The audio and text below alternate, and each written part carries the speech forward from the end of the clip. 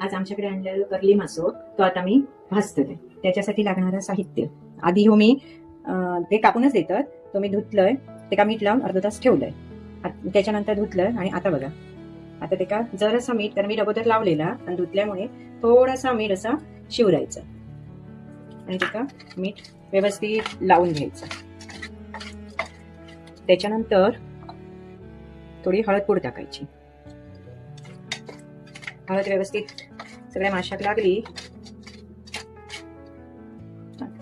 हळद पूड व्यवस्थित माशाक लागली की हे का लावायचा आला लसूण पेस्ट, 1 चमचा आला लसूण पेस्ट लावून घ्यायची.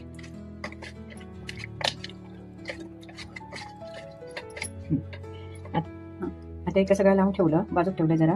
आता ह्याच्यासाठी लागणार आपण मसालो करून घेऊया. यासाठी लागतलो आपलं मालवणी हिरवो मसालो, थोडी हळद पूड, जरासा मीठ आणि ते का आता ह्याच्यात थोडं आगळ टाकायचं आणि हा व्यवस्थित मिक्स करायचं.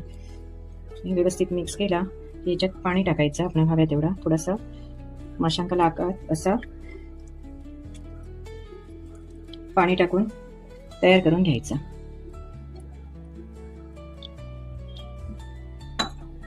आता एक माशाचा तुकडा घेऊन एक असं लावायचं आहे व्यवस्थित.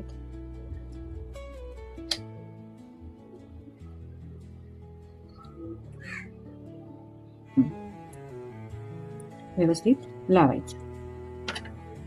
एका व्यवस्थित मसाला लावून झालो.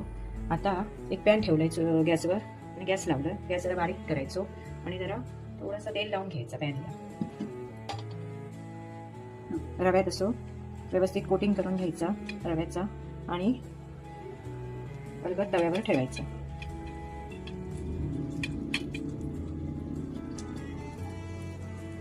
ह्याच्यावर थोडासा तेल सोडायचं, झाकण ठेवायचं.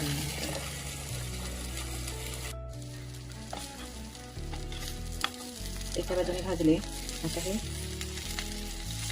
अलगद हळू परतायचे.